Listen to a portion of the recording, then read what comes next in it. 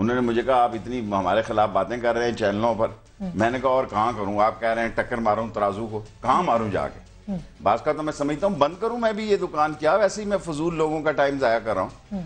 The reason is लोग अब मुझे कहते हैं कि आप बाहर निकलें, ये नहीं निकल रहे शेख साहब आपने जो और ये क़यादत के बगैर लोग निकलेंगे तो खाना जंगी होगी। निकल आए हैं सर, अभी नहीं निकले, थोड़े दिनों के बाद निकले। आप मुझे ये बताइए, जो आपने कहा कि चीफ जस्टिस के ऊपर सब आईनी कानूनी और सब मिलके तो एक हुकूमत बनाए, चीफ जस्टिस इलेक्शन कराए, आपको लगता है कि बेशक ना माने, यही तो बांग्लादेश फॉर्म ऑफ गवर्नमेंट है? देखें अल्टीमेटली वहां भी तो देखें ना, मैं अभी एक दिन के लिए गया था, मेरे स्टूडेंट लीडर जितने थे वो वजीर बने हुए थे।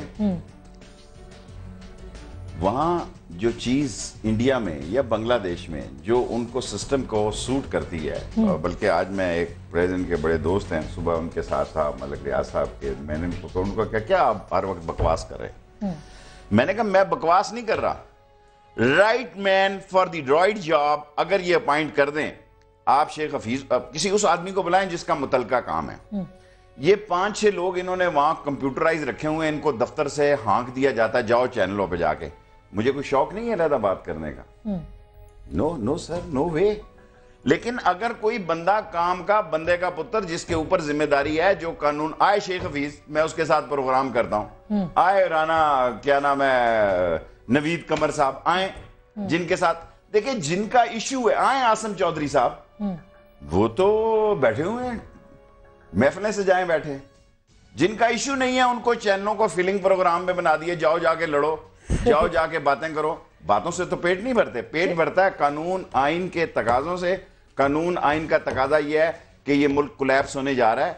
रूस के पास एटम बम थे, एयर टू एयर मिसाइल थे, रूस के पास कॉन्टिनेंट टू कॉन्टिनेंट मिसाइल थे, लेकिन जब टूटा तो अंदर से टूटा, इकोनॉमी से टूटा। मुल्क इकोनॉमी से टूटते हैं, मुल्क नारों से या जिंदाबाद या मुर्दाबाद या जुग्राफियाई या सूबे बनाने से ना बनते हैं, ना जुड़ते हैं, ना टूटते हैं, ना चलते हैं। मुल्क जो है वो मां जाई है। इस मुल्क के मामलात इस कदर खराब हैं। शेख साहब मुझे ब्रेक एक लेनी है, आपने बड़ी नाजरीन शेख साहब की गुफ्तगू को बिल्कुल ऐसे ना लिया जाए। इनका जो ये सियासी ज्योतिषी भी हैं और इनके पास खबर भी होती है, इनके पास तज्जिया भी बेहतरीन है। ये कह रहे हैं कि चीफ जस्टिस की ज़ेरे निगरानी एक हुकूमत बनाई जाए जो इलेक्शंस करवाए, क्योंकि अगर इलेक्शंस ऐसे हुए तो ना तहरीक इंसाफ मानेगी, ना मुस्लिम लीग नवाज मानेगी और मुल्क में खाना जंगी हो सकती है। क्या ये कब तक हो सकता है? क्या पीपल्स पार्टी बजट भी पेश कर पाएगी? क्या जो सियासी कार्ड्स हैं पाकिस्तान पीपल्स पार्टी के, उसके मुकाबले में अपोजिशन अपने सियासी कार्ड्स बेहतरीन तरीके से सामने ला पाएगी? क्या जून में ही लॉन्ग मार्च होगा, नहीं होगा, क्या होगा? एक छोटी सी ब्रेक के बाद शेख साहब से इस पे बात करते हैं, हमारे साथ रहेगा। वेलकम बैक नाजरीन, एक बार फिर आपको खुश आमदीद कहते हैं और हमारे साथ अवामी मुस्लिम लीग के सरबराह जनाब शेख रशीद अहमद साहब हैं। और जाहिर है कि अवाम उनकी बात सुनते हैं क्योंकि अवाम की नब्ज़ पे उनका हाथ भी है और बात भी करते हैं। लेकिन शेख साहब, ये जो अदालती फैसले के अब सियासी असरात मुरतब हो रहे हैं, दर्जा हरारत तो बढ़ गया, लेकिन PML पाकिस्तान पीपल्स पार्टी ये कहती है, वज़ीर आज़म ये कहते हैं कि मेरी अपोजिशन में इतना दम नहीं है कि वो सड़कों पे आके पसीना निकाल के तहरीक चलाएंगे। दुरुस्त है ये? ठीक कहते हैं, लोगों में दम है, अपोजिशन में नहीं है। अपोजिशन समझ रही है शायद इलेक्शन होने जा रहे हैं, हमारी बारी लगी हुई है, सोच समझ लें ये लोग मुमकिन होने जा रहे हो। कल मेरा प्रोग्राम फिर क्लिप दिखा देते हैं। देखिए ना, एक जमाने में मैं मैट्रिक में पढ़ता था, मैट्रिक की बात करता था। एक जमाने में मैंने MA पास किया। अब मेरे MA पास करने में आप मुझे मैट्रिक वाला भूल भचक्कड़ दिखाएं तो वो नॉनसेंस है। Every day is not Sunday. So मैं ये समझता हूं कि वजीर आजम को नजर आ जाएगा लोगों का मसला। देखिए ना, बार बार कहते हैं हम जीते हैं, देखें हम जीते हैं। उनका विजन, एक दलील में वजन तो है ना। अब ये इलेक्शन जीतना देखो लगाने से मिल रहा है। अब इन्होंने इतना लूट लिया है कि एक आम शरीफ आदमी कैंडिडेट कहां से लाएगा जी। मुझे आज लोधना से हिजरा साहब ने मुजफ्फरगढ़ से फोन किया, उसने कहा शेख साहब पता नहीं मुझे ये बात कहनी नहीं चाहिए। उन्होंने कहा लोगों की बेटियां घरों में महफूज नहीं है, तुम इलेक्शनों की बात कर रहे हो। लॉलेसनेस का ये आलम है इस मुल्क में कि आपको मैं क्या अर्ज करूं कि जो बदमाश हैं लोग उनसे राब्ते कर रहे हैं कि भाई हमारे मामले ये क्योंकि अब बदमाश बॉसेस हो गया। जो शराफत का तो मेयार, फिर मुआशरा ही गिर गया ना सर, मुआशरे की गिरावट हो गई ना इसमें, हुकूमत का तो। और फिर सारे इदारे जब तक सही काम नहीं करते। आपने बीच में बड़ी इंटरेस्टिंग बात की कि चीफ जस्टिस को कहा जाए। क्या आपको लगता है कि इलेक्शन अगर चीफ जस्टिस के बगैर होता है, यानी वो अगर हुकूमत में आए बगैर इलेक्शन कराते हैं, तो वो इलेक्शन काबिल कबूल होगा? और अगर वो काबिल कबूल नहीं होगा तो सोसाइटी का क्या हाल होगा, तो मुआशरा किधर जाएगा? देखें खोसा साहब ने जिब्रान साहब का जो आर्टिकल तसाबात दिए हैं, देखें ये कितना तस्दीक कर रहे हैं उनकी। देखें वो देखते हैं, देखें ये सब लोग जो हैं, अब टीवी हमारे माशरे का हिस्सा ही नहीं बल्कि सबसे स्ट्रॉन्ग सियासी पार्टी है। मैं फिर ये फिक्रा दिलाता हूँ कि पाकिस्तान के सारे मीनार जो हैं सियासत के, वो गिरते जा रहे हैं।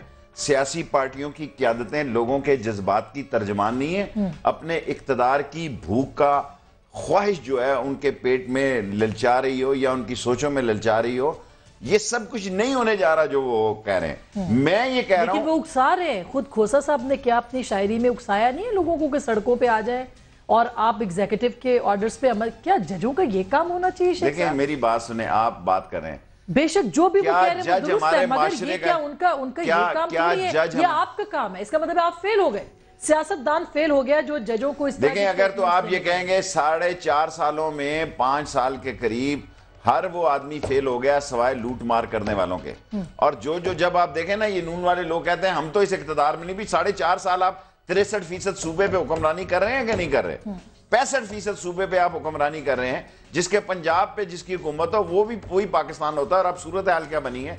सूरत हाल ये बनी है कि लोग जो हैं वो उस फैसले पे पहुंचते जा रहे हैं कि यार क्या बनेगा। आप जिस आदमी से बात करें, लोगों को जिस मुल्क में उसके शहरी को अपने मुल्क की सिक्योरिटी हासिल ना हो, उस मुल्क में जमहूरियत जिंदा रहती है जी। उस मुल्क में हादसे हो जाते हैं, उस मुल्क में जमहूरियत डीरेल हो जाती है, तो फिर उस मुल्क में अदारों में बगावत हो जाती है, उस मुल्क में जब अदालत के फैसले का एहतराम नहीं। देखें अब क्या कह रहे हैं कि सुप्रीम है जी, पार्लियामेंट सुप्रीम है, आइन सुप्रीम है, जुडिशरी। खुदा के वास्ते इस 18 करोड़ को आप सुप्रीम जब वोट लेने हो तो माई बाप ये हो जाते हैं। साहब क्या फेलियर नहीं है अपोजिशन जमातों का कि वो हुकूमत को मजबूर नहीं कर सके कि वो इलेक्शन अनाउंस करें, वजीर आजम घर को जाएं?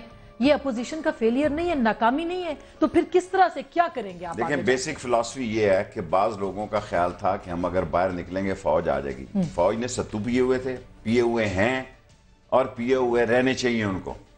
ये लोगों को समझ आनी चाहिए थी कि इंटरनेशनली जो लोग इनको लेके आए हैं वो लोग इनके साथ खड़े हैं।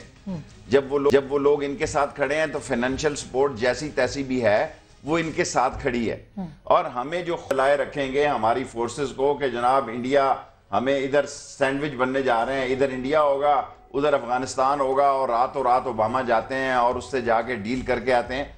अगर अमेरिका अपने मकसद के लिए तालिबान से मुज़ाकरात कर सकता है तो माजरत के साथ हम मुल्ला उमर के साथ क्यों मुज़ाकरात नहीं कर सकते? क्यों करें शेख साहब? वो हमारे बच्चे मार रहे हैं, उन्होंने क्या तर्ज खाया? देखिए मेरी बात सुने, हमारे जवान शहीद हो गए क्या? इसलिए शहीद हुए कि हमारे लोगों के बारे में ये राय थी कि हम अमेरिका की जंग लड़ रहे हैं। देखें आप एक फलसफा बेचना शुरू हो जाती हैं।